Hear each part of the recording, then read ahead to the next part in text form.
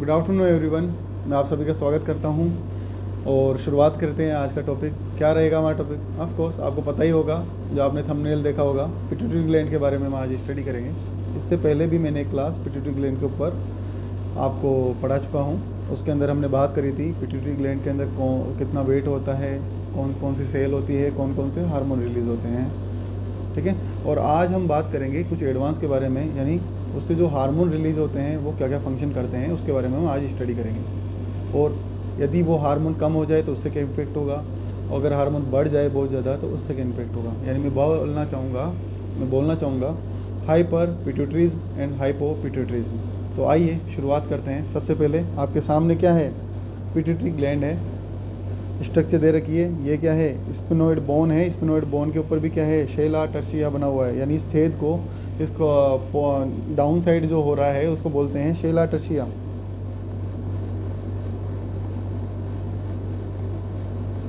शेला टर्शिया इसको बोलते हैं, ठीक है। दो पार्ट हो गए, anterior and the posterior part. Anterior part फिर से डिवाइड है कितनी चीज़ों के अंदर, ध्यान रखना यहाँ पर पास्ट डिस्टलिस, पास्ट मीडियन और पास्ट ट्यूबुलरिस, इन तीन पार्ट के अंदर डिवाइड है। अगर मैं बात कर रहा हूँ, अगर एंटीरियर पार्ट के अंदर, इनके अंदर भी कौन सा मेजर पार्ट होता है, तो पास्ट डिस्टलिस सबसे मेजर पार्ट होता है, जो कि डाउन साइड। ये मान के चलो कि ये नीचे वाला हिस्सा है, ये पार्ट डिस्टलिस है, यहाँ से यहाँ तक ये मीडियन है, और ये वाला पार्ट हम बोल सकते हैं क्या है, ट्यूबुलरिस है। जो ट्यूब लाइक स्ट्रक्चर है उसको ट्यूब बोल दिया, जो सबसे डाउन हो उसको डिस्टल वाला बोल दिया, और जो मिडिल में है उसको मीडियन बोल दिया, ठीक है। तो आइए शुरुआत करते हैं, एक एक चीज़ के बारे में, एक एक हार्मोन के बारे में एक अच्छे से पढ़ाई करते हैं, ठीक है। ओके बच्चे, अब हम एक एक हार्मोन के बारे में स्टडी करते हैं। सबसे पहले हमारा कौन सा हार्मोन है, ग्रोथ हार्मोन है, ठीक है। इसी को दूसरे नाम से क्या जानते हैं, सोमेटोट्रोपिन हार्मोन, उसी को ग्रोथ हार्मोन बोलते हैं। कैसा हार्मोन है, प्रोटीन हार्मोन है ये, यानी प्रोटीन से बना हुआ है, इसलिए उसको प्रोटीन हार्मोन बोल रहे हैं, ठीक है। प्रोटीन से मिला, प्रोटीन का सबसे छोटा मॉलिक्यूल अमाइनो एसिड्स, ध्यान रखिएगा। क्या है ये, एनाबोलिक हार्मोन है। एनाबोलिक का मतलब क्या होता है, कहीं ना कहीं इसका मतलब भी क्या होता है, जो बॉडी को बिल्डअप कराने के अंदर काम में आता है उसको बोलते हैं एनाबोलिक हार्मोन, ग्रोथ कराने के अंदर, ठीक है। अब मैं बात करूँ कहाँ कहाँ पर काम करता है। ये काम करता है आपके लीवर पे, आपकी बोन पे, आपकी मसल पे और आपकी कार्टिलेज पे। लीवर पे काम करेगा, बोन मसल कार्टिलेज, देखो बोन मसल और कार्टिलेज, इसको तो हम बीएमसी बोल देंगे, ठीक है। और लीवर पे क्या काम करेगा, लीवर पे हमारे ये ग्रोथ हार्मोन जाके इंसुलिन लाइक ग्रोथ फैक्टर क्या करता है, insulin like growth factor release करता है। कहाँ पर जाके, लीवर पे। तो लीवर पे कौन सा रिसेप्टर पाया जाता है, ध्यान रखना, लीवर पे पाया जाता है ग्रोथ रिसेप्टर पाया जाता है, वो ग्रोथ हार्मोन रिसेप्टर पाया जाता है। और जैसे ही लीवर पे जाके अटैच होगा तो लीवर सेल से क्या करेगा, ये insulin like growth factor release कराएगा। और इंसुलिन लाइक ग्रोथ फैक्टर क्या काम करता है, ध्यान रखना, प्रोटीन का सिंथेसाइज कराएगा, ठीक है। और क्या करा सकता है, ध्यान रखना, ग्लूकोज को इंक्रीज कराएगा बाय ग्लूकोनियोजेनेसिस, यानी नॉन कार्बोहाइड्रेट प्रोडक्ट से क्या करेगा, ग्लूकोज को बनाएगा। मेनली ध्यान रखना, फैट से बनाता ही है। तो इसलिए तो देखना आप, जो छोटे बच्चे होते हैं जो कि 10-12 साल के होते हैं, जिनकी लंबाई बढ़ती रहती है, वो बिल्कुल दुबले पतले लगते हैं हमें। क्यों, क्योंकि वहाँ पर ग्रोथ हार्मोन का लेवल बहुत ज़्यादा होता है। वो कहीं ना कहीं फैट का क्या करता है, मोबिलाइजेशन कराता है और ग्लूकोनियोजेनेसिस के अंदर काम में लेता है। तो इसलिए फैट उनकी बॉडी के अंदर दिखेगा नहीं आपको, बहुत पतले पतले दिखाएंगे जब वो ग्रोथ करते हैं जब, ठीक है, समझ में आया। ओके, आगे बढ़ते हैं। सर ये तो हो गई बात लीवर की, कि लीवर को इस तरीके से इसने काम किया। और क्या काम रहेगा, ध्यान रखना। अगर मैं बात करूँ, कॉन्ड्रोसाइट क्या होती है, कार्टिलेज फॉर्मिंग सेल को बोलते हैं कॉन्ड्रोसाइट। तो क्या करेगा, कॉन्ड्रोसाइट को स्टिमुलेट करेगा कि भाई तू कार्टिलेज बना, ठीक है। और क्या करेगा, पेरीओस्टियल बोन फॉर्मेशन, यानी ओवरऑल ग्रोथ, बोन की क्या करेगा, ग्रोथ कराएगा, ठीक है। और क्या कराएगा, ध्यान रखना सर, बोन हो गया, कार्टिलेज हो गया, बचा मसल। मसल में क्या कराएगा, अमाइनो एसिड ट्रांसपोर्ट। मैंने क्या बोला था, क्या हार्मोन है, प्रोटीन हार्मोन है। और प्रोटीन का सबसे छोटा क्या है कंटेंट, अमाइनो एसिड। तो यहाँ पर फिर से वापस वही चीज़ आ गई, अमाइनो एसिड का ट्रांसफ़र कराएगा फ्रॉम ब्लड टू मसल। अब ब्लड टू मसल्स के अंदर, मसल के अंदर क्या जा रहा है, छोटे छोटे अमाइनो एसिड जा रहे हैं, और छोटी छोटी चीज़ें जुड़ के क्या बनाती है, बहुत ज़्यादा बड़ा बनाती है, ठीक है। यानी क्या होगा, ओवरऑल आपकी मसल को डेवलप कराएगा। किस तरीके से डेवलप कराएगा, आइए उसके बारे में पढ़ लेते हैं। ध्यान रखना, एक सेल पाई जाती है, क्या नाम इसका, सैटेलाइट सेल। सेटेलाइट सेल पाई जाती है, उसको क्या करा देता है, इंसुलिन लाइक ग्रोथ फैक्टर, जो आपके किससे रिलीज हुआ, ग्रोथ हार्मोन की वजह से। ग्रोथ हार्मोन कहाँ काम किया, लीवर पे, लीवर से आपका क्या रिलीज हुआ, इंसुलिन लाइक ग्रोथ फैक्टर। वो कहाँ पर जाएगा, आपके बोन के वहाँ पर जाएगा और जाके क्या कराएगा, सेटेलाइट सेल को एक्टिवेट कराएगा। सेटेलाइट सेल है क्या, स्टेम सेल है, मैं बोलूँगा स्टेम सेल है, यानी जननी। किसी चीज़ का कहाँ से जन्म होता है तो वहाँ सबसे छोटी चीज़ होती है ना, उसको बोलते हैं स्टेम सेल। ठीक है, तो क्या बोल सकता हूँ मैं, स्केलेटल मसल स्टेम सेल है, कौन सी, सेटेलाइट सेल। तो ओवरऑल इसको है ना जो स्टिमुलेट करा रहा है, यानी ओवरऑल होगा क्या, यहाँ पर ग्रोथ होगी ना मसल की। तो मैं बोलना चाहूँगा यहाँ पर होगा हाइपरट्रोफी ऑफ मसल, यानी ओवरऑल बॉडी बिल्ड होगी, यानी मसल्स का ग्रोथ होगा। देखो यहाँ पर बोन भी ग्रोथ हो रही है, मसल्स भी ग्रोथ हो रही है और कार्टिलेज भी ग्रोथ हो रहे हैं। ठीक है, ग्लूकोज ज़्यादा से ज़्यादा बन रहा है, यानी एनर्जी भी ज़्यादा रहेगी, और प्रोटीन का क्या हो रहा है, सिंथेसाइज हो रहा है। तो ओवरऑल आपकी बॉडी के अंदर क्या रहेगा, ग्रोथ ही ग्रोथ रहेगी, ग्रोथ हार्मोन से। समझ में आया आपको। ठीक है, चलते हैं सेकंड हार्मोन की तरफ। सेकंड हार्मोन का नाम क्या है, प्रोलैक्टिन हार्मोन। इसी का दूसरा नाम क्या है, लेक्टोट्रोपिन हार्मोन। इसको क्या बोलते हैं, लेक्टोट्रोपिन हार्मोन बोलते हैं, दूसरा नाम। मैं बात करना चाहूँ कि लेक्टोट्रोपिन क्यों बोलते हैं, ये सर क्या करता है, मिल्क का प्रोडक्शन कराता है। मिल्क का प्रोडक्शन कहाँ से होता है, सर मेमरी ग्लैंड से होता है। तो ऑफकोर्स मेमरी ग्लैंड किसको बोलते हैं, ब्रेस्ट को बोलते हैं मेमरी ग्लैंड। तो आइए जानते हैं it's work on mammary gland. और मेमरी ग्लैंड में भी कौन सी सेल, एपिथेलियल सेल पे काम करेगा, और क्या कराएगा, मिल्क प्रोडक्शन को बढ़ाएगा बाय द, क्या करेगा, इंक्रीज मिल्क प्रोडक्शन एल्वेलाई को डेवलप कराता है। और एल्वेलाई किससे मिली हुई होती है, किससे मिल के बनी होती है, एपिथेलियल सेल से बनी होती है। तो ओवरऑल कुल मिला के यहाँ पर मिल्क का प्रोडक्शन बनेगा। और क्या काम कर सकता है, सर ये कोऑर्डिनेशन काम करता है। कोऑर्डिनेशन यानी कोई दूसरे हार्मोन के साथ में। ऑफ कोर्स ध्यान रखना, प्रोलैक्टिन हमेशा एस्ट्रोजन और प्रोजेस्टेरोन के साथ में भी काम करता है। क्या करेगा, एस्ट्रोजन हमारी बॉडी के अंदर डक्ट है, ब्रेस्ट के अंदर डक्ट है, उनको डेवलपमेंट कराता है और फैट का डिपोजिशन कराएगा। कहाँ पर, बॉडी के अंदर डिपोजिट कराएगा। आप देखना, एक फीमेल है, वो प्रेग्नेंट हुई है, दुबली पतली फीमेल थी।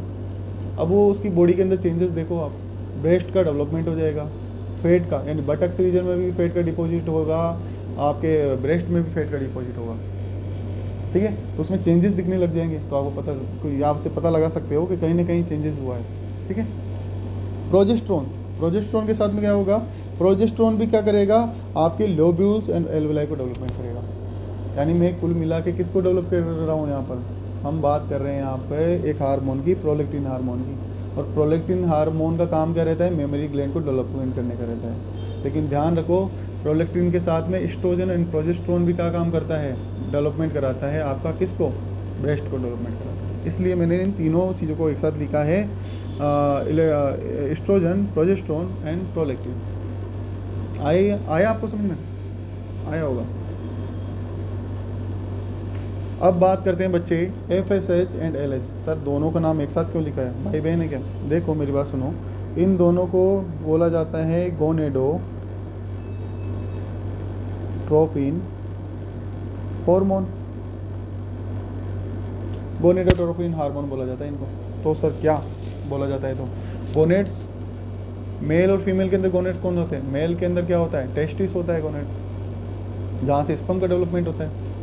फीमेल के अंदर सर वहाँ पर क्या होता है, ओवेरी होती है, ओवेरियन फॉलिकल्स होते हैं, तो उसको क्या बोलते हैं, फीमेल गोनेड्स बोलते हैं। तो उन्हीं का ये डेवलपमेंट कराता है।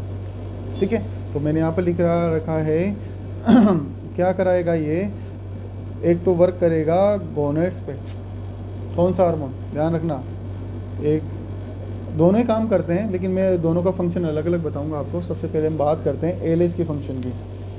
LH कहाँ पर काम करता है, गोनेड्स पे काम करेगा। गोनेड्स में भी देखो ध्यान रखना, फीमेल के अंदर गोनेड, फीमेल ओवेरियन फॉलिकल्स, ठीक है, और मेल के अंदर टेस्टिस पे काम करेगा। सबसे पहले बात करते हैं मेल की। मैं मेल के रिगार्डिंग बात कर लेते हैं, फीमेल की तो दुनिया बातें करती रहती है। ठीक है, तो बात करते हैं मेल के अंदर टेस्टिस है। टेस्टिस के अंदर दो टाइप की सेल पाई जाती है, एक तो लीडिंग सेल पाई जाती है और सर्टोली सेल पाई जाती है। तो दोनों का फंक्शन बताता हूँ। लीडिंग सेल टेस्टोस्टेरोन को बढ़ा देती है। मेल को मेल होना बताने के लिए क्या चाहिए, टेस्टोस्टेरोन चाहिए। जब भी तो आजकल लोग टेस्टोस्टेरोन बातें करते रहते हैं ना, ओके, तो मैं बोलना चाहूँगा लीडिंग सेल टेस्टोस्टेरोन बढ़ाएगी और मेल को मेल होना बताएगी, यानी क्या कराएगी?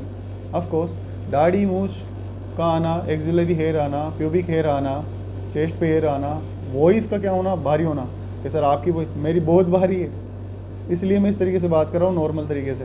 हाँ ठीक है, तो मैं बात करना चाहूँगा सेकेंडरी सेक्सुअल कैरेक्टरिस्टिक को डेवलपमेंट करेगा कौन सा हार्मोन? टेस्टोस्टेरोन हार्मोन डेवलप करेगा। कहाँ से स्टार्ट हो रहा है ये?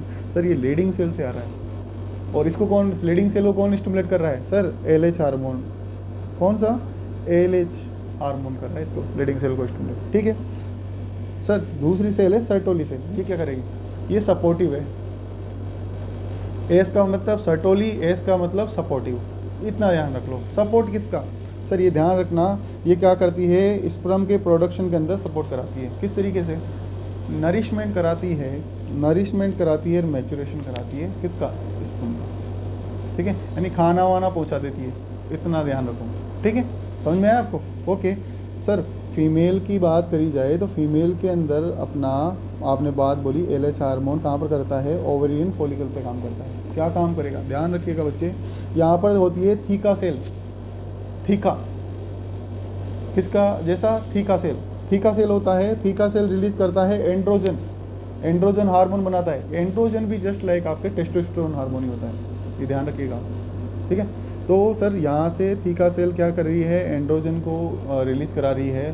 तो आपने बोला ये भी जस्ट लाइक टेस्टोस्टेरोन जैसा हार्मोन होता है, तो काम इसका टेस्टोस्टेरोन। ऑफ कोर्स फीमेल के अंदर भी तो हेयर ग्रोथ होती है, नहीं होती है? होती है ना, तो वही मैं बोल रहा हूँ, प्यूबिक हेयर, एक्सिलरी हेयर। और लिबिडो का मतलब क्या होता है? सेक्सुअल डिज़ायर होना, सेक्सुअल डिज़ायर होना एक फीमेल के अंदर, उसको बोलते हैं लिबिडो। ठीक है, समझ में आया? तो सर ये तो हो गया LH की बात। अब बात करते हैं FSH की। FSH बच्चा फॉलिकल्स पे काम करता है। फॉलिकल्स पे भी एक सेल पाई जाती है जिसको बोलते हैं ग्रेनुलोसा सेल।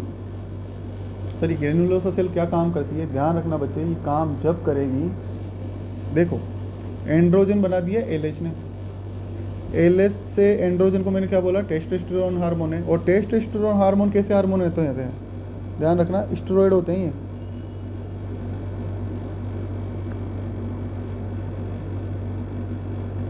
स्टेरॉइड हार्मोन होते हैं, और स्टेरॉइड आराम से डिफ्यूजन प्रोसेस के थ्रू दूसरी जगह जा सकते हैं। भाई क्या करते हैं? ये ग्रेनुलोसा सेल के अंदर चले जाते हैं। ठीक है, ग्रेनुलोसा सेल के अंदर चले गए और ग्रेनुलोसा सेल को क्या करेंगे? डेवलप कराएंगे। सर डेवलप कैसे? ध्यान रखो, फिर यहाँ पर आएगा आपका क्या नाम है? FSH हार्मोन आएगा, वो ग्रेनुलोसा पे काम करेगा। ठीक है, और ग्रेनुलोसा पे काम करके वो दो काम कराता है, preparing the follicles for the ovulation. Ovulation को लिए प्रिपरेशन कराता है। ठीक है, फॉलिकल को डेवलपमेंट कराता है। दूसरा क्या करेगा? एस्ट्रोजन का प्रोडक्शन काम करेगा। तो FSH क्या कर रहा है? ग्रेनुलोसा पे काम कर रहा है, उसको मैच्योर करा रहा है, वहाँ पर मैच्योर कराने के लिए उसका हेल्प एक और कौन सा दूसरा हार्मोन कर रहा है? सर एंड्रोजन हार्मोन भी उसका हेल्प कर रहा है। ठीक है, अगर एंड्रोजन हार्मोन नहीं होगा वहाँ पर, किसमें? ग्रेनुलोसा सेल में, तो वो एक्टिवेट नहीं होगी FSH की प्रेजेंस के अंदर, और कुछ आगे काम नहीं करेगी। ठीक है, तो क्या हुआ यहाँ पर? Preparing the follicle for the ovulation, एक तो ये काम हो गया, और एस्ट्रोजन का प्रोडक्शन हो गया।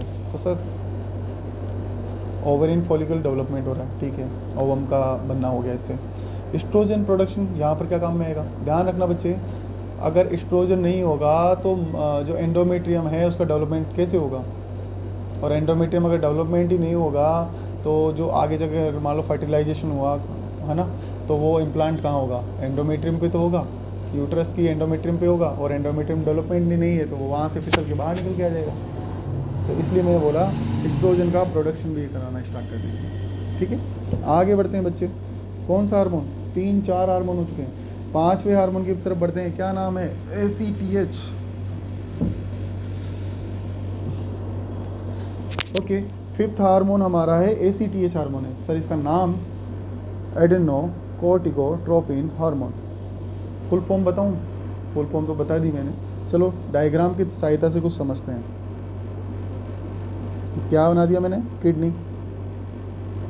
ठीक है, ये किडनी बन गई है, थोड़ा सा देख लेना, ऐसे बनी है जैसी भी बनी है, आपके सामने है।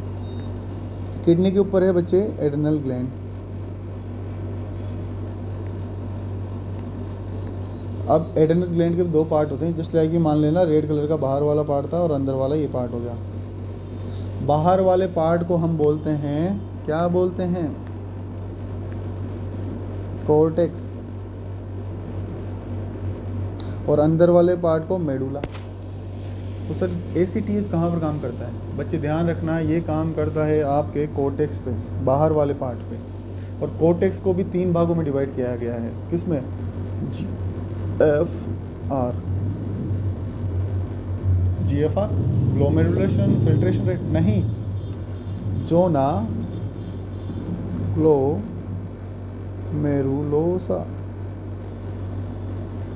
जोना fasciculata और जोना रेटिकुलेरिस। 3 भाग है, 3 भाग, 3 अलग अलग टाइप के हार्मोन रिलीज करते हैं। ध्यान रखना, अगर यहाँ पर बता देता हूँ आपको थोड़ा सा, ठीक है। ग्लोमेरुलोसा रिलीज करता है मिनरलोकॉर्टिकोइड,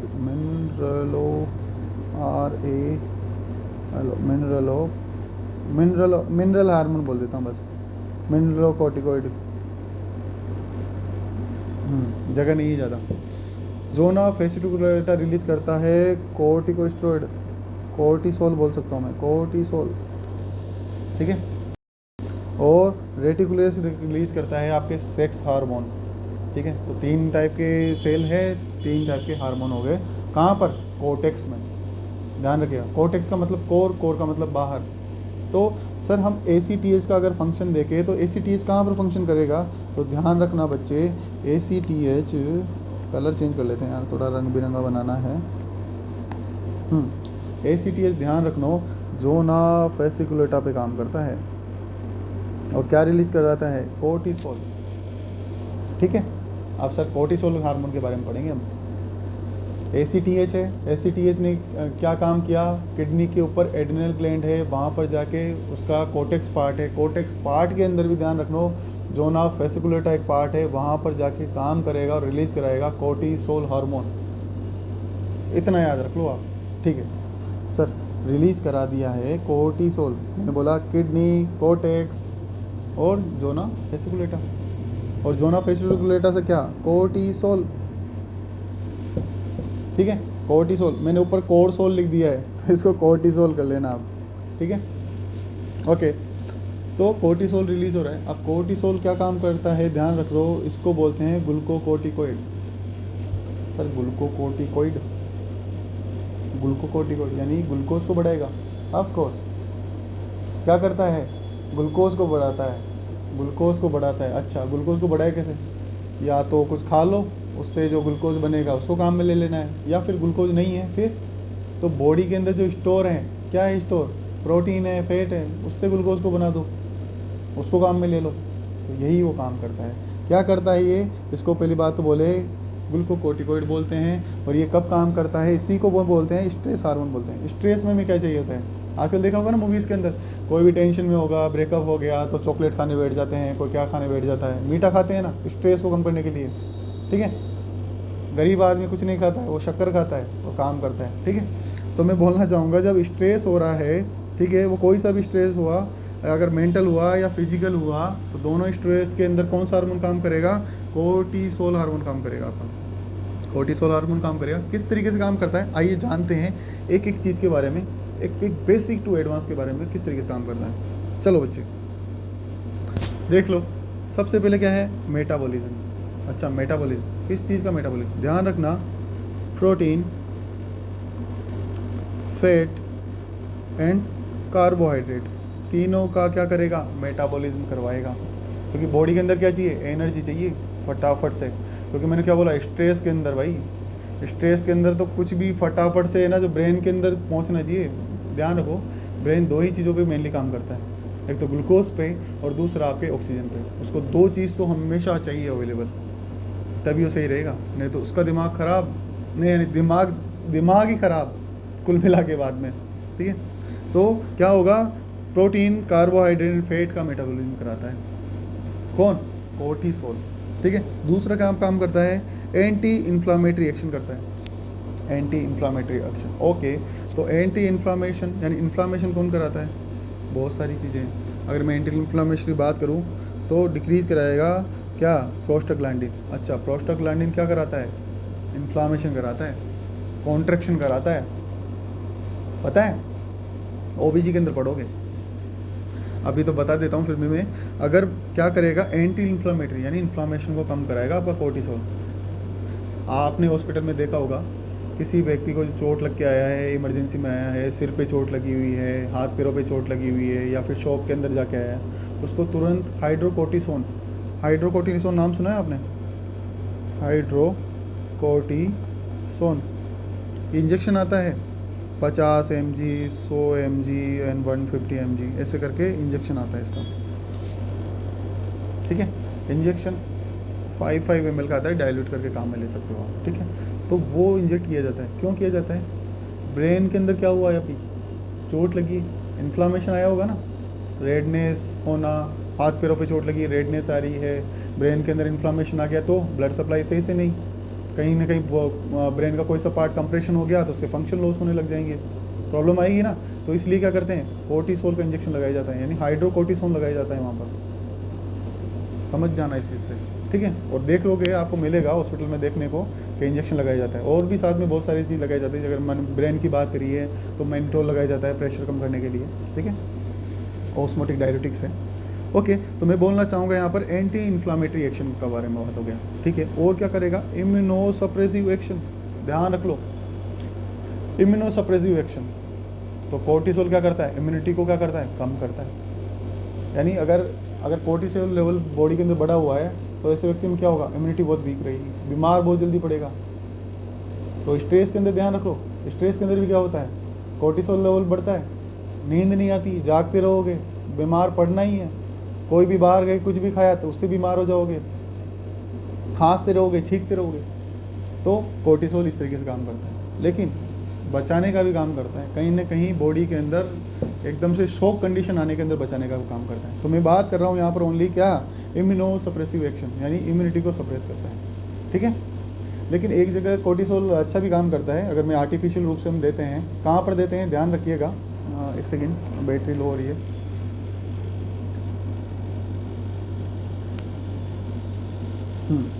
ओके, मैं बात करूँ क्या बोल रहा था? इम्यूनोसप्रेसिव एक्शन की बात कर रहा था। जब ऑर्गन ट्रांसप्लांट किया जाता है तो वहाँ पर इम्यूनोसप्रेसिव थेरेपी चलाई जाती है। क्यों चलाई जाती है? अगर मान लो आपने इम्यूनोसप्रेसिव वहाँ पर नहीं दिया तो बॉडी, हमेशा ध्यान रखना, किसी भी बाहर से आपने ऑर्गन लिया है तो फॉरेन बॉडी है वो एक तरीके से बॉडी के लिए, और उसको क्या करेगा? वो डिस्ट्रॉय कर देगा, यानी रिजेक्शन करवा देगा। तो रिजेक्शन ना हो इसलिए इम्यूनोसप्रेसिव थेरेपी चलाई जाती है वहाँ पर, लेकिन यहाँ पर अलग चीज़ है, ठीक है? तो क्या काम है? इम्यूनोसप्रेसिव एक्शन भी है, इम्यूनिटी को वीक करता है। क्या करता है? इम्यूनिटी को वीक करता है, इम्यूनिटी डिक्रीज करता है, समझे? ओके, आगे चलते हैं। कार्डियोवास्कुलर फंक्शन, बच्चे, कार्डियोवास्कुलर फंक्शन। सर कैसे कार्डियोवास्कुलर फंक्शन? ध्यान रखना, आपके बॉडी के अंदर जैसे ही कोर्टिसोल का लेवल बढ़ता है, कोर्टिसोल जाता है आपकी वीनस सर्कुलेशन के अंदर जाएगा, और वीनस सर्कुलेशन में जाके वो क्या करता है? वो दो हार्मोन पे काम करता है, एडीआर और नॉन एड्रेनलिन, यानी एड्रेनलिन और नॉन एड्रेनलिन पे काम करेगा, उनको एक्टिवेट कराएगा, बूस्ट कराएगा। और एड्रेनलिन और नॉन एड्रेनलिन क्या काम करते हैं? वो हार्ट की तरफ आने वाले ब्लड को बढ़ा देते हैं। किस तरीके से बढ़ाएंगे? कॉन्ट्रैक्शन कराएंगे। क्या करेंगे? जो ब्लड वेसल है, जो डिस्टल ब्लड वेसल्स है, उनको क्या कराएगा? नेरो करा देगा। नेरो कराते ही जितना भी आपका पेरिफेरल ब्लड है वो कहाँ पर जाएगा? हार्ट की तरफ जाएगा। हार्ट का कॉन्ट्रैक्शन बढ़ेगा तो वहाँ से सप्लाई बढ़ेगी, ठीक है? तो यहाँ पर यही हो रहा है कार्डियोवास्कुलर फंक्शन के अंदर। मैं बोलना चाहूँगा इंक्रीज पेरिफेरल वास्कुलर रेसिस्टेंट बना रहा है ज़्यादा, और रेसिस्टेंट बनेगा तो क्या होगा? ब्लड फटाफट से कहाँ जाएगा? हार्ट की तरफ जाएगा, ठीक है? और क्या करा रहा है? वैसे कॉन्ट्रैक्शन। समझ में आ गया? मैंने जो बोला है उसमें समझ गए होंगे आप किस तरीके से काम करेगा, ठीक है? तो आगे चलते हैं। Sir GI system, okay, cortisol है, कोर्टिसोल जीआई के ऊपर क्या काम करेगा? सबको एक्टिवेट कर रहा है ये, तो जीआई को भी एक्टिवेट करेगा। जीआई का काम क्या है? अगर मैं बात करूँ स्टोमक की, मैं बात करूँ अगर स्टोमक में क्या है, एसिड है, तो ये क्या करता है, HCl के प्रोडक्शन को बढ़ा देता है। और क्या करता है सर, HCl का प्रोडक्शन बढ़ गया तो साथ में म्यूकस भी तो होती है, नहीं तो म्यूकस का प्रोडक्शन कम करा देगा ये। अच्छा, HCl का प्रोडक्शन ज़्यादा और म्यूकस का प्रोडक्शन कम, तो इससे तो सर ये तो अल्सर होने के चांस बन गए। ऑफ कोर्स अल्सर के चांस इंक्रीज हो जाएंगे इस कंडीशन के अंदर, ठीक है। और कहीं ना कहीं देखा जाता है कि एब्जॉर्प्शन भी बढ़ाता है, ये मोबिलिटी भी बढ़ाता है। मैं बात करना चाहूँगा मोबिलिटी, GI मोबिलिटी बढ़ा देगा, ठीक है। तो ये याद ही रखना, आया समझ में? ओके, आगे बढ़ते हैं। कौन सा है, नर्वस सिस्टम की हो रही है। नर्वस सिस्टम में क्या करेगा, कोर्टिसोल क्या करेगा बच्चे, अलर्टनेस बढ़ा देता है। अलर्टनेस कब, जब अलर्ट नहीं होना था जब भी अलर्ट बना देगा ये। तो ध्यान रखो, मेंटेन अलर्टनेस, अलर्ट रखेगा। अगर मैं बात करूँ स्ट्रेस के अंदर, सर स्ट्रेस के अंदर अगर मान लो रात को अगर स्ट्रेस हो रहा है तो ऑफकोर्स रात को ही मेजॉरिटी में स्ट्रेस होता है, तो अगर कोर्टिसोल का लेवल बढ़ेगा अगर रात को, तो अलर्टनेस बढ़ेगी, तो क्या होगा, नींद नहीं आएगी। तो मैं बोल सकता हूँ क्या कॉज करता है ये, इंसोम्निया, इंसोम्निया कॉज करेगा ये, नींद नहीं आएगी, ठीक है। और क्या कर सकता है, डिप्रेशन। अगर भाई रात को सोओगे नहीं तो डिप्रेशन में तो जाओगे ना, तो डिप्रेशन कॉज कर सकता है, ठीक है। तो इस तरीके से नर्वस सिस्टम में काम करता है। सर और क्या बचा है, स्किन एंड कनेक्टिव टिश्यू। कभी देखा है स्ट्रेस वाले पर्सन को दुबला पतला हो जाता है बेचारा, क्यों हो जाता है, कोर्टिसोल का लेवल बढ़ता है, वो ओवरऑल आपके फेट को सबको काम में लेने लग जाता है, प्रोटीन काम में ले जाता है, तो स्किन कैसी हो जाती है, थिक, और कोलेजन फाइबर का सिंथेसाइज हो जाता है कम। तो हमें स्किन कैसी मिलेगी, थिन मिलेगी, गाल पिचके हुए, हाथ पैर बिल्कुल पतले पतले से, ठीक है। तो इस तरीके से हमें स्किन और कनेक्टिव टिश्यू के अंदर चेंजेस मिलता है, ठीक है। और कोलेजन आजकल तो चल रहा है ना मार्केट के अंदर, कोलेजन स्किन के लिए, ग्लो के लिए, तो ग्लो सब खत्म हो जाएगा स्ट्रेस वाले बंदे का, ठीक है। तो ये हो गया हमारा स्किन एंड कनेक्टिव टिश्यू। आगे क्या बच गया सर, किडनी और बच गया।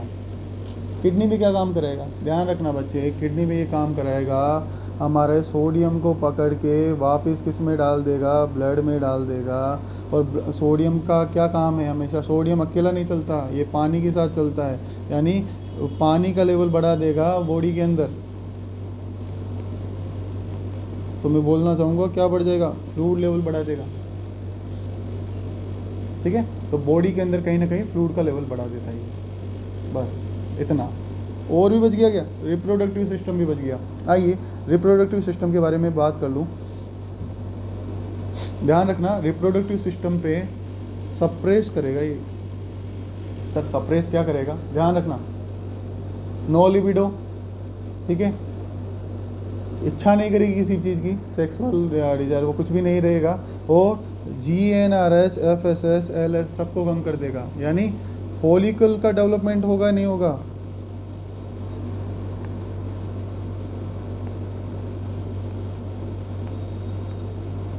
नहीं होगा। और फॉलिकल डेवलपमेंट नहीं हुआ तो सर एक तो मेंस्ट्रुअल साइकिल वो टाइम से नहीं आएगी। मेंस्ट्रुअल टाइम पीरियड जैसे 28 से 35 दिन बोलते हैं, तो उसका टाइम ड्यूरेशन बहुत सी बार तो घट जाएगा, बहुत सी बार बढ़ जाएगा, अब नॉर्मलिटी हो जाएगी। मेल के अंदर क्या होगा, इरेक्टाइल डिसफंक्शन हो सकता है, मेल का पेनिस इरेक्शन नहीं होगा, तो मेल के अंदर प्रॉब्लम होगी, ठीक है। तो ये वाली प्रॉब्लम होती है किसके अंदर, रिप्रोडक्टिव सिस्टम के अंदर।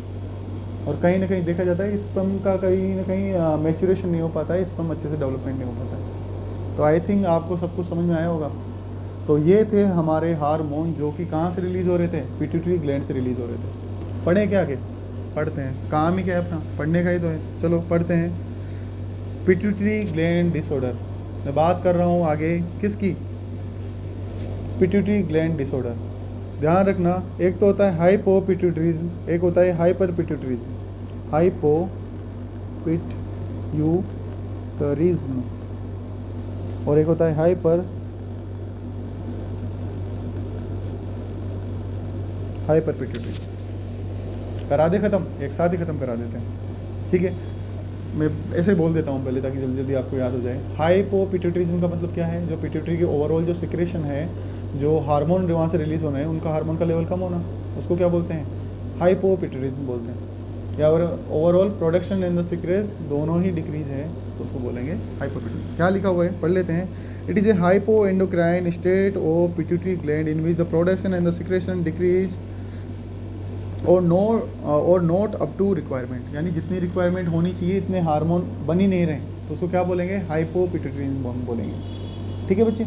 अगर मैं बात करूँ इसके कोजेज़ की, बात कर रहे हैं कोजेज़ की, तो कारण है सर, बहुत सारे कारण होंगे।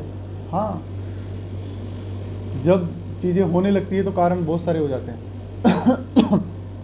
सबसे पहला तो इडियोपैथिक, पता ही नहीं था क्या कारण था, कैसे हो गया, मुझे तो समझ में ही नहीं आया।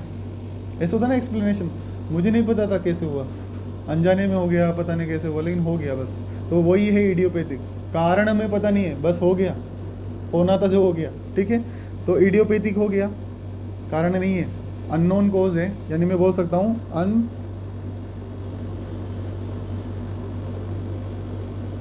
अननोन कॉज, कुछ पता ही नहीं है। ठीक है। दूसरा मैं बात करूँ ट्रोमा, इमोशनल ट्रोमा नहीं, यहाँ पर फिजिकल ट्रोमा होने वाला है। ठीक है, मैं बात करूँगा ट्रोमा, यानी कहीं पर जाके गिर गए, चोट लग गई, कहाँ पर? पिट्यूटरी ग्लैंड पे। पिट्यूटरी ग्लैंड कहाँ पर है सर? ब्रेन में है, स्कल के अंदर है। तो चोट लग गई, ट्रोमा हो गया, तो उसकी वजह से भी क्या हो सकता है?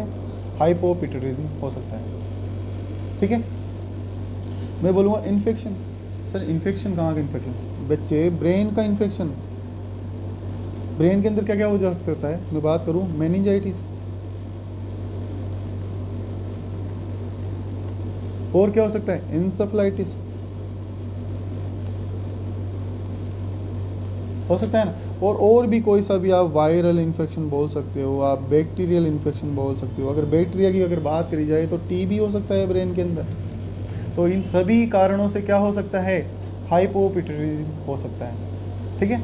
कहीं ना कहीं ये बैक्टीरिया वायरस इन्फेक्शन क्या करेंगे? पिट्यूटरी ग्लैंड के ऊपर जाके अगर इन्फेक्शन होता है तो इन्फ्लामेशन होता है, तो इन्फ्लामेशन होगा तो कहीं ना कहीं जो उसके सिक्रेशन है वो नहीं हो पाएंगे सही से। ठीक है, आगे बढ़ते हैं। Sheehan syndrome. शीहान क्या होता है? Postpartum haemorrhage. किस में होता है? फीमेल में होता है, यानी डिलीवरी के बाद में अगर हेमरेज हो रहा है कंटिन्यूस, उसको यानी ब्लडिंग लॉस हो रहा है, ब्लड लॉस हो रहा है, तो उसको बोलते हैं शीहान सिंड्रोम। इसमें क्या होगा बच्चे, ध्यान रखो, ब्रेन के अंदर सप्लाई क्या हो जाएगी? ब्लड की कम हो जाएगी, और ब्रेन के अंदर सप्लाई कम, ब्रेन के अंदर क्या है? पिट्यूटरी है, उसकी सप्लाई कम हुई तो वहाँ पर क्या होगा? इस्कीमिया, नेक्रोसिस हो सकता है, यानी आपकी ग्लैंड काम ही नहीं करेगी, तो उसी को बोलते हैं शीहान सिंड्रोम। ठीक है बच्चे, आगे बढ़ते हैं। कंजेनाइटल, यानी पैदा नहीं हुआ, उससे पहले ही बीमारियां लग गई, या फिर मैं बोल सकता हूँ बिफोर बर्थ ही उसकी प्रॉब्लम है, डेवलपमेंट ही नहीं हुआ। मैं बोल सकता हूँ कि डेवलपमेंट प्रॉब्लम है,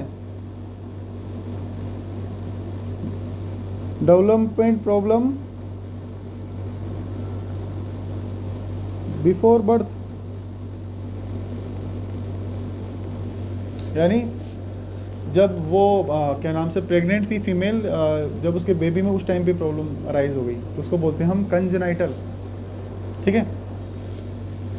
ऑटो इम्यून क्रिएशन, बच्चे कुछ कंडीशन में ऐसा देखा गया है कि हमारी बॉडी ऐसी इम्यूनिटी डेवलपमेंट कर लेती है, क्या करती है वो इम्यूनिटी, जो हमारी सेल होती है उसको डिस्ट्रक्शन करने लग जाती है। तो यहाँ पर मैं मान सकता हूँ कि पिट्यूटरी ग्लैंड के सेल है वो, उसके रिगार्डिंग क्या हुआ है, यहाँ पर ऑटो इम्यून क्रिएशन हो गया, कोई एंटीबॉडी डेवलपमेंट होगी, और वो क्या करेगी? पिट्यूटरी सेल को ही डिस्ट्रक्शन करने लग जाएगी। यानी मैं बोल सकता हूँ सेल्फ सेल, कौन सी सेल? पिट्यूटरी वाली सेल,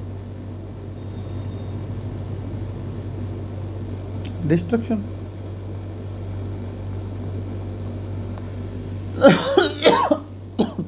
ठीक है, समझ में आया आपको? आया है, मुझे पता है। अब बात करता हूँ मैं ट्यूमर। अच्छा, ट्यूमर सर, ट्यूमर का मतलब कौन सा ट्यूमर? बिनाइन मेलिग्नेंट, दोनों ही हो सकते हैं, बिनाइन भी हो सकता है, मेलिग्नेंट भी हो सकता है। तो मैं बोल सकता हूँ पिट्यूटरी एडिनोमा। कोई भी ट्यूमर हो गया तो वो क्या करेगा? कहीं ना कहीं कॉम्प्रोमाइज़ करवाएगा उसके सिक्रेशंस को, क्योंकि हम बोलते क्या हैं, हम जो ट्यूमर है यानी कैंसर हम बोले, अगर कैंसर में मैं बोलना चाहूँ तो अब नॉर्मल सेल का डेवलपमेंट होना, जैसा था वैसा नहीं रहा, दूसरा में कन्वर्ट हो गया, उसको ही तो हम क्या नाम से मेलिग्नेंट ट्यूमर बोलते हैं ना, ठीक है। तो मैं बोलना चाहूँगा यहाँ पर कोई सा भी ऐसा ट्यूमर हो रहा है या तो मेलिग्नेंट हो रहा है या बिनाइन हो रहा है, तो ओवरऑल वो क्या कर रहा है, जो आपके पिट्यूटरी ग्लैंड के जो सिक्रेशन है उनके प्रोडक्शन को कम करा रहा है, बस इतना ही, ठीक है। आगे सर 8वें नंबर पे खाली है, लिख देते हैं ना, क्या लिख दूँ, सर्जरी लिख देता हूँ। हाँ सर्जरी, ध्यान रखना बहुत सारी ऐसी सर्जरी होती है उनसे भी प्रॉब्लम अराइज हो सकती है। जैसे आपने ब्रेन की सर्जरी करनी थी, कुछ और पार्ट की सर्जरी करनी थी, प्रॉब्लम थी, लेकिन क्या हुआ, कहीं ना कहीं आपकी पिट्यूटरी ग्लैंड के अंदर क्या हुआ, उस सर्जरी के दौरान इंजरी हो गई, तो उस इंजरी से हो सकता है ना। और देखा जाता है कि एक और सर्जरी जो अगर मैं बताऊँ आपको, एक नोज़ के थ्रू स्पिनोइड बोन के अंदर हम जाते हैं, ठीक है, और स्पिनोइड बोन के थ्रू हम पिट्यूटरी ग्लैंड के वहाँ पर जा सकते हैं, वो करेक्शन करने के लिए होती है एक सर्जरी। आइए उसके बारे में बाद में हम आगे पढ़ेंगे, ठीक है। तो मैं बोल सकता हूँ कोई सी भी ऐसी सर्जरी ब्रेन की जिसके अंदर हमें ब्रेन के नज़दीक पिट्यूटरी ग्लैंड के आसपास गए थे और उसके अंदर प्रॉब्लम अराइज हो गई, ठीक है, समझ में आया। ओके आगे बढ़ते हैं, clinical features and sign symptom. अगर मैं बात करूँ clinical features and sign symptom की, तो ध्यान रखना बच्चे, क्लिनिकल फीचर्स किस पे डिपेंड करेंगे, कौन से हार्मोन, मैं बोलना चाहूँगा डिपेंड करेगा हार्मोन पे, कौन से हार्मोन पे, भाई पिट्यूटरी ग्लैंड में कौन से हार्मोन कम सिक्रेट हो रहे हैं। अगर मैं बात करूँ किसकी बच्चे, अगर मैं बात करूँ TSH, थायराइड स्टिमुलेटिंग हार्मोन, ये भी तो था ना पिट्यूटरी ग्लैंड से रिलीज होने वाला हार्मोन।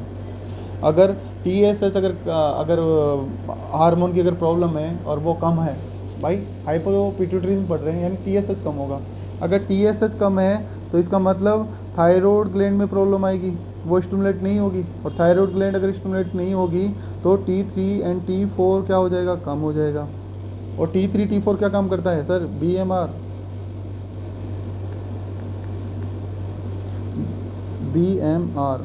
बेसल मेटाबॉलिक रेट, तो बेसल मेटाबॉलिक रेट कम हो जाएगी तो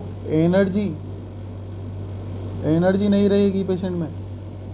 और क्या रहेगा सर, मैं बात करना चाहूँगा पेशेंट कैसा मिलेगा, मोटा तगड़ा, क्योंकि सब चीज़ें जाके डिपॉजिट हो रही है, काम भी नहीं हो रहा। भाई thyroid stimulating hormone thyroid gland पे जाके काम करता है और BMR को बढ़ाता है, एनर्जी को बढ़ाता है, तो एनर्जी भी नहीं रहेगी। और पेशेंट कैसा मिलेगा, फैटी मिलेगा, मोटा तगड़ा मिलेगा, आलसी मिलेगा, कमज़ोर मिलेगा, ठीक है। तो इस तरीके से अगर मैं बोलूँ कि थायराइड हार्मोन की प्रॉब्लम है तो थायराइड हार्मोन से रिलेटेड प्रॉब्लम आएगी। मैं बोलूँ ग्रोथ हार्मोन के रिगार्डिंग प्रॉब्लम है, अच्छा ग्रोथ हार्मोन अगर बच्चे में है प्रॉब्लम है यानी ग्रोथ हार्मोन कमी हो रही है, तो मैं क्या बोल सकता हूँ, बोलो। मैं बोल सकता हूँ ना कि अगर बच्चे के अंदर ग्रोथ हार्मोन नहीं हुआ तो उसकी ग्रोथ नहीं होगी। अच्छा सर आपने ग्रोथ हार्मोन की जब बात करी थी तो वो 4 चीज़ों पे काम कर रहा था, लीवर पे, बोन पे, मसल पे, कार्टिलेज पे, सब चीज़ कम, तो सर बोन की हाइट कम और सर मसल भी कम, यानी छोटा दुबला पतला इंसान, तो उसको क्या बोलते हैं, डिवॉर्फिज्म यानी बोना,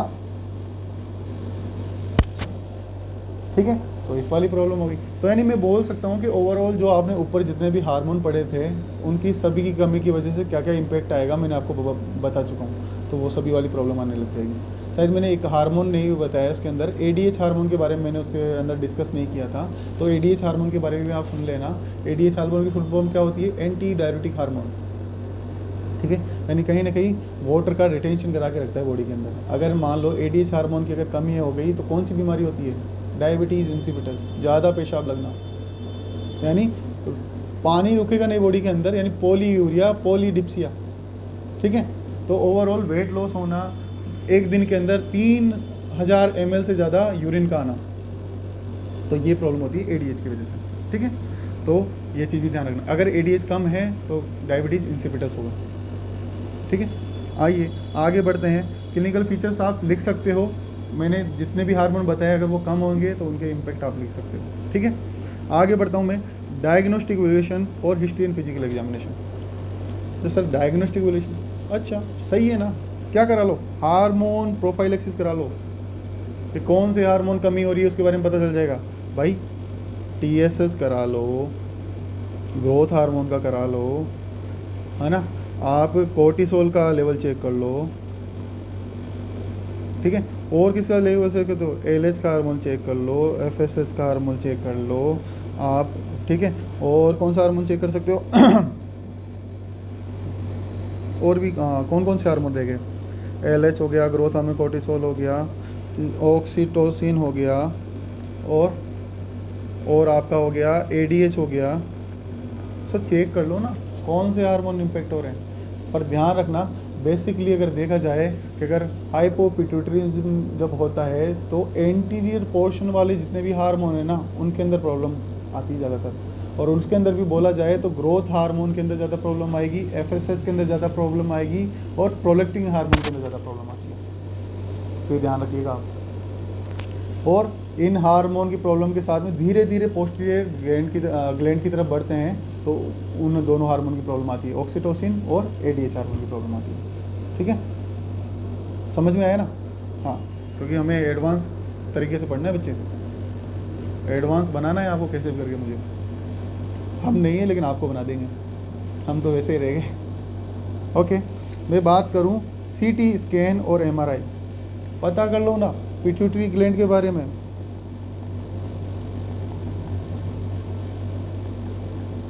क्या पता कर लोगे सर? उसके अंदर ट्यूमर तो नहीं है, साइज कैसी है, ठीक है भाई, ट्यूमर का पता चल जाएगा, साइज कैसी क्या है, एट्रोपी तो नहीं हो गई है, ठीक है, कोई कंप्रेशन तो नहीं हो रहा है वहाँ पर ताकि हार्मोन रिलीज ना कर पा रहे हो, ठीक है, तो ये चीज़ हम मालूम कर सकते हैं वहाँ से। ओके, अगर मैं बात करूँ मैनेजमेंट की, वही बच्चे, इन्फेक्शन है, बैक्टीरिया है तो एंटीबायोटिक दे दो, वायरल है तो एंटीवायरल दे दो, ठीक है, तो ये चीज़ हम यूज़ कर सकते हैं। पिट्यूटरी एडिनोमा है तो क्या करना है, तो निकाल दो ना, क्या ग्लैंड को निकाल दो, या फिर उसका करेक्शन कर दो। करेक्शन कैसे कर सकता हूँ मैं सर? कोई थेरेपी चला दो उसके अंदर, रेडिएशन थेरेपी चला दो, कोई और दूसरी थेरेपी चला दो, तो वो उसका मैनेजमेंट होगा। सर सिहान सिंड्रोम है तो बच्चे, सिहान सिंड्रोम के अंदर कुछ नहीं है, क्या हो रहा है वहाँ पर, नेक्रोसिस हो गया है, मान के चलो आप लोग।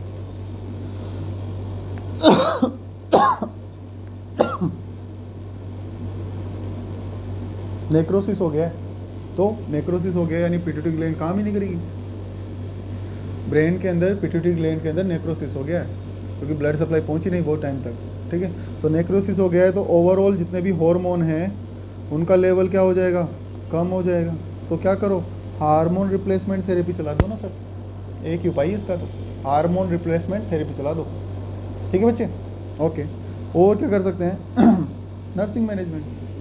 नर्सिंग मैनेजमेंट में क्या है, ध्यान रखो उसके वाइटल्स चेक करते रहो कि वाइटल्स क्यों। सर मैं यहाँ पर वाइटल की इसलिए बात कर रहा हूँ, एक तो कोर्टिसोल की वजह से प्रॉब्लम होने वाली है, और दूसरा मैं बात कर रहा हूँ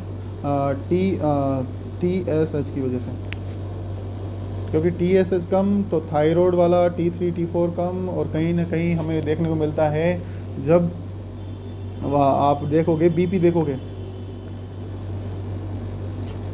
देखोगे तो हाइपोटेंशन मिलेगा, बीपी हाइपोटेंशन, तो इसलिए मैंने वाइटल बोला। तो वाइटल साइन चेक कर लो, मेडिकेशन के रिगार्डिंग उसको बोलो स्ट्रेस ना ले, ठीक है, प्रॉपर रूटीन चेकअप, फॉलोअप,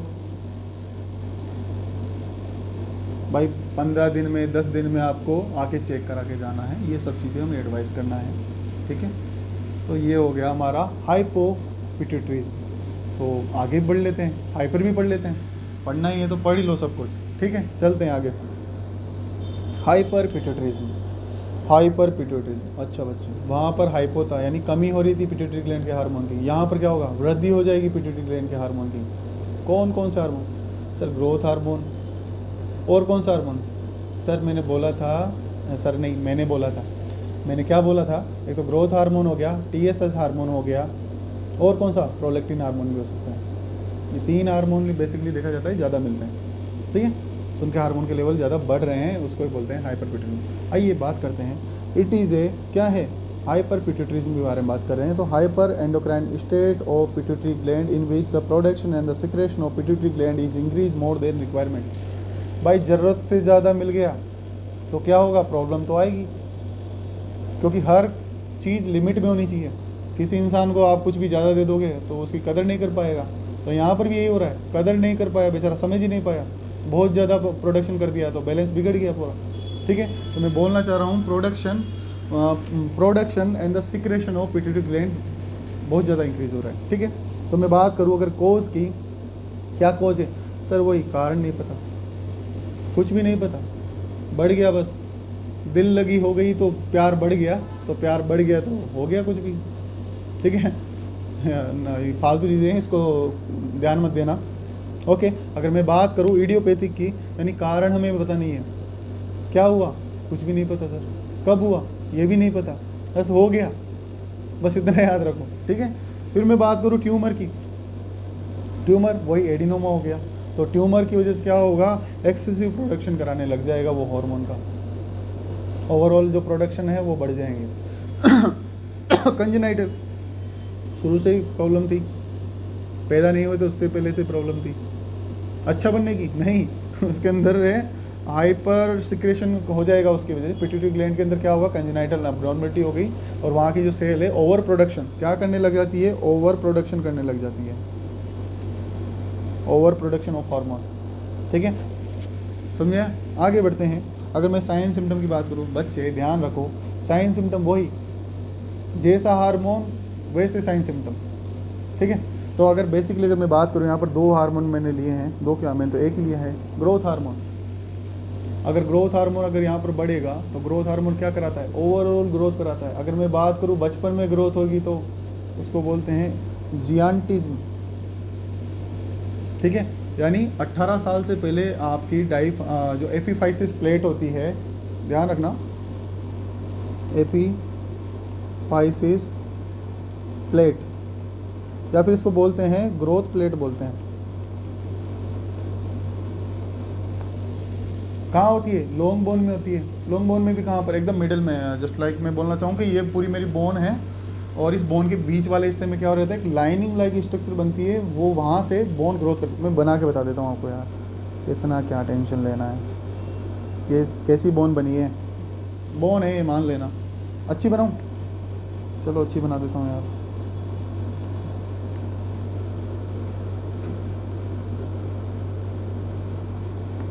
अब तो बनाना ही पड़ेगा अच्छी वाली, मेरे हाथ थोड़ा बहुत ऐसे ही रह रहे हैं, क्यों नहीं बन रहा, हाथ दूज रहे हैं। भाई मैंने कुछ भी नहीं बनाना, मैं तो बना दिया, ये बोन मान लो। ठीक है, तो बोन के जो मिडल के अंदर है ये एपीफाइसिस प्लेट मैंने बोल दी। अब बोन ग्रोथ कैसे करती है, ऊपर से नीचे की तरफ नहीं, नीचे से ऊपर की तरफ नहीं, सेंट्रल टू पेरिफेरल की तरफ, दोनों तरफ ग्रोथ करती है। और ये बीच वाला हिस्सा बोलते हैं, इसको ही बोलते हैं हम ग्रोथ प्लेट या एपीफाइसिस प्लेट। और इसको कैसे चेक कर सकते हैं, डेक्सा स्कैन से चेक कर सकते हैं। एक इमेज होती है, इमेज फोटो खींचा जाता है, बोन का एक्सरे किया जाता है, उसको बोलते हैं डेक्सा स्कैन, उससे चेक किया जाता है। ठीक है, तो उससे हम चेक करते हैं। कुल मिला के बात ये बोलना चाह रहा हूँ, जियांटिज्म में होता क्या है, बच्चों की जब ग्रोथ प्लेट क्लोज नहीं होती तो उनकी बोन की ग्रोथ होती रहती है, 18 साल तक की क्लोज नहीं होती है। तो देखा करो, जो ओवरऑल आपकी जो ग्रोथ होनी होती है, जो आपकी लेंथ बढ़नी होती है, हाइट आपकी बढ़नी होती है, वो 18 साल तक बढ़ जाती है, उसके बाद नहीं बढ़ती है। क्योंकि क्या होता है, ये ग्रोथ प्लेट क्लोज हो जाती है इसके बाद में। तो अभी अगर मैं बोलूँ कि बच्चे के अंदर ग्रोथ प्लेट कंप्लीट नहीं हुई है, यानी भरी नहीं हुई है, यानी वो ओपन है, तो उसके अंदर कितनी ग्रोथ कराओ, वो तो ग्रोथ होता ही जाएगा। तो यहाँ पर क्या होता है, बच्चे जो जियांटिज्म के अंदर क्या होता है, छोटे बच्चों के अंदर होती है प्रॉब्लम, उनके अंदर बहुत ज़्यादा ग्रोथ होने लग जाती है। ओवरऑल मैं बोलूँगा साइज़ के अंदर बहुत ज़्यादा वृद्धि होना, यानी बहुत लंबा हो जाएगा इंसान, 8-10 फीट का। ठीक है, तो उसको बोलते हैं जियांटिज्म। अगर सेकंड में बोलना चाहूँ, एक्रोमेगेली। एक्रोमेगेली कब होगा, जब ग्रोथ प्लेट कंप्लीट हो गई, बंद हो गई, और फिर आपके क्या हो रहा है, ग्रोथ हार्मोन बढ़ रहे हैं। किस में, 18 साल से बड़े व्यक्ति के अंदर अगर ग्रोथ प्लेट अगर भर गई है, तो यानी हाइट को ज़्यादा नहीं बढ़ेगी, नहीं हाइट नहीं बढ़ेगी, बोन की क्या होगी, मोटाई बढ़ जाएगी। मैं बात करूँ बोन की मोटाई, बोन क्या हो रही है, मोटी हो जाएगी, मोटी, मोटी लिख देता हूँ मैं यहाँ पर, मोटी मोटी। और क्या हो जाएगा, जो आपका जो ये स्ट्रक्चर है, क्या बोलते हैं, जो बोलते हो ना, ये जो आगे की तरफ हो जाएगा, निकल जाएगा बाहर की तरफ। और क्या होगा, जो अब हाथ होंगे, पाम, इनकी क्या नाम, साइज़ बढ़ जाएगी, पाम की साइज़ बढ़ जाएगी, पैरों की साइज़ बढ़ जाएगी। ठीक है, तो इस तरीके से हमें एक्रोमेगाली के अंदर दिखने को मिलता है। अगर मैं बात करूँ ओवरऑल इसके साइन सिम्टम की, तो ध्यान रखना, जो एक्रोमेगाली के अंदर क्या होगा, पाम साइज़ बढ़ जाएगा, प्रोट्यूज सीन हो जाएगी, मैंने बोला प्रोट्यूज सीन हो जाएगी। आर्थराइटिक चेंजेस, आर्थराइटिक चेंजेस क्या होता है बच्चे, ध्यान रखना, अगर बोन की अगर मोटाई बढ़ेगी, साइज बढ़ेगी, तो जो बोन के दोनों बोन के जो बीच में स्पेस रहेगा वो क्या हो जाएगा, कम हो जाएगा। कम हो जाएगा तो पेन करेगा ना, पेन करेगा, उसी को बोलते हैं आर्थराइटिक चेंज। ठीक है, समझ में आया, यानी जॉइंट स्पेस कम हो जाएगा इसके अंदर, बस ये ध्यान रख लेना। ठीक है, तो अब और आगे बढ़ें सर, और क्या होगा, CVS, कार्डियोवास्कुलर सिस्टम, मैंने बोला ना, कौन सा हार्मोन, TSH हार्मोन, TSH क्या करेगा, थायराइड को स्टिमुलेट कराएगा, BMR बढ़ाएगा। अगर BMR बढ़ेगा, BMR बढ़ेगा, हार्ट रेट बढ़ेगा, और ब्लड प्रेशर भी बढ़ेगा, BP बढ़ेगा, और क्या कराएगा, हाइपरटेंशन कराएगा, इस तरीके से।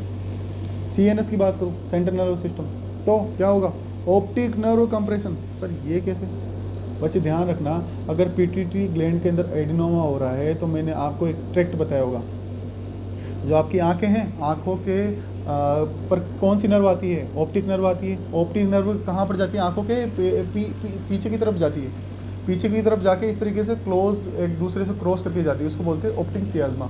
वहाँ से ही आपकी कौन सी नर्व जाती है, उसके आसपास में अगर मैं बात करूँ, हाँ, वहाँ पर आपका पिट्यूटरी ग्लैंड होता है, सॉरी मैं भूल गया था थोड़ा सा, तो वहाँ पर ही आपके पिट्यूटरी ग्लैंड होती है, उसके पास में सराउंडिंग में। अगर वहाँ पर अगर पिट्यूटरी ग्लैंड अगर मान लो साइज में बढ़ गई, तो क्या करेगी, ऑप्टिक नर्व को कंप्रेशन कर देगी, और ऑप्टिक नर्व को कंप्रेशन होता क्या हो जाएगा इंसान, ब्लाइंड, अंधा हो जाएगा। वो प्यार में नहीं, सचमुच में रियल लाइफ में अंधा हो जाएगा। ठीक है, तो ओके, तो ब्लाइंड कोज कर सकता है पिट्यूटरी एडिनोमा। ठीक है, ओके। अगर मैं बात करूँ स्किन की, स्किन के अंदर क्या होगा, CBSS ग्लैंड स्टिमुलेट हो जाएगी बहुत ज़्यादा।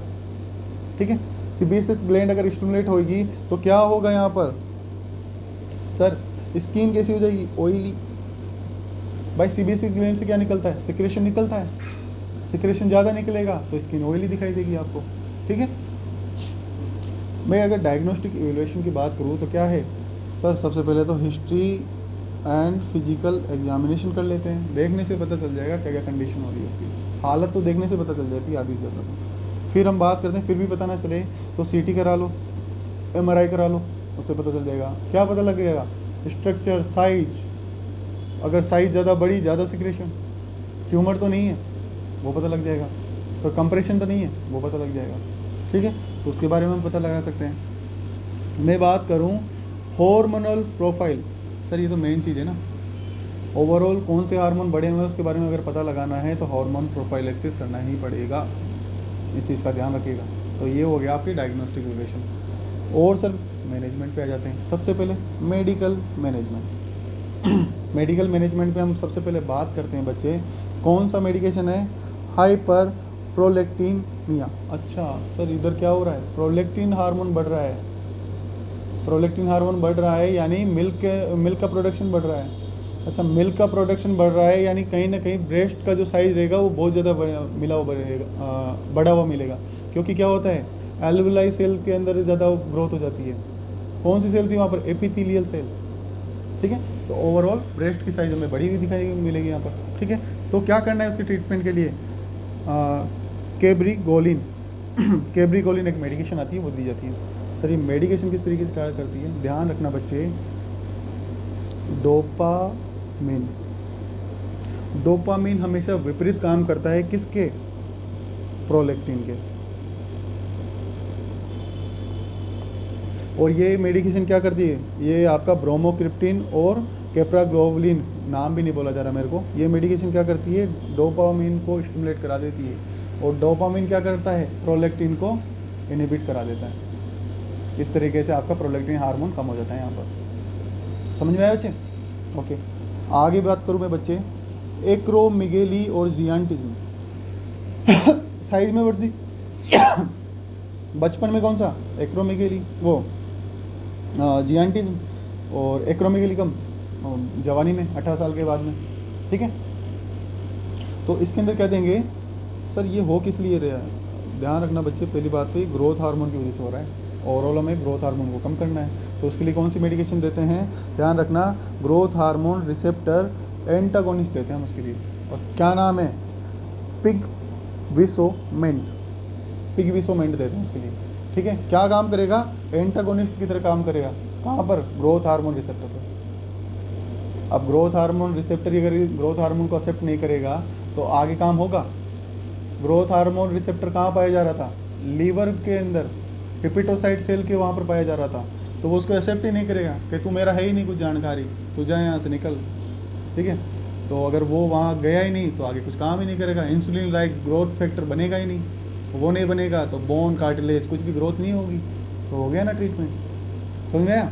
ओके, मैं बात करूँ ACTH की, तो क्या दे सकते हैं? मिट्राइप्रोन दे सकते हैं। ये क्या करेगा? ACTH के हार्मोन को लेवल को कम कर देगा। ACTH क्या कर रहा था? ओवरऑल कोर्टिसोल को बढ़ा रहा था, तो ये कोर्टिसोल को डिक्रीज करा देगा। ठीक है, और क्या है? TSH है, थायराइड स्क्रीनिंग एडिनोमा। अच्छा, यानी एडिनोमा यानी thyroid gland, thyroid stimulating hormone को रिलीज करने वाली सेल का क्या हो रहा है? एडिनोमा, यानी ट्यूमर बन रहा है। तो क्या करना है हमें उस ट्यूमर का? करो ना, ऑक्टेरोटाइड दो, ऑक्टेरोटाइड दो। ऑक्टेरोटाइड किस तरीके से काम करेगा? ये TSH के हार्मोन को काम में नहीं करने देगा, यानी TSH को जाके जो थायराइड ग्लैंड पे काम करता है और वहाँ पर रिसेप्टर पाया जाता है, थायराइड स्टिमुलेटिंग हार्मोन रिसेप्टर, वहाँ उसको काम नहीं करने देगा, तो ओवरऑल काम भी नहीं आएगा, तो T3 T4 नहीं बढ़ेगा, और T3 T4 नहीं बढ़ेगा तो मेटाबॉलिज्म का दिक्कत नहीं आएगा। ठीक है, आगे क्या है? Surgical management. ये क्या है? सर सर्जरी करा दो। मैंने बोला था ना शुरू में कुछ बताऊंगा, नाक के थ्रू ऐसा कुछ करके जाता है, तो ध्यान रखना बेटा। नोज़ है आपकी, नोज़ के जस्ट पीछे क्या होता है? हमारा साइनस पाया जाता है, स्फीनोइड बोन के अंदर साइनस पाया जाता है। फिर स्फीनोइड बोन के साइनस को क्रॉस करते हुए आगे जाओगे तो आपको शेला टर्सिका, वहाँ पर क्या है? पिट्यूटरी ग्लैंड है, वो मिलती है। तो इस तरीके से हम नोज़ के थ्रू, उस साइनस के थ्रू होते हुए हम पिट्यूटरी ग्लैंड के वहाँ पर पहुँचते हैं ब्रेन के अंदर, और जाके वहाँ पर क्या करते हैं? उस पिट्यूटरी ग्लैंड को हटा देते हैं। तो उसी को बोलते हैं ट्रांस स्पिनोइडल पिट्यूटरी सर्जरी। कर दो काम तमाम उसका, और फिर दे देना जो हार्मोन चाहिए कमी अगर पड़े तो। ठीक है, तो इस तरीके से हमारा ये मैनेजमेंट हो गया। और क्या है?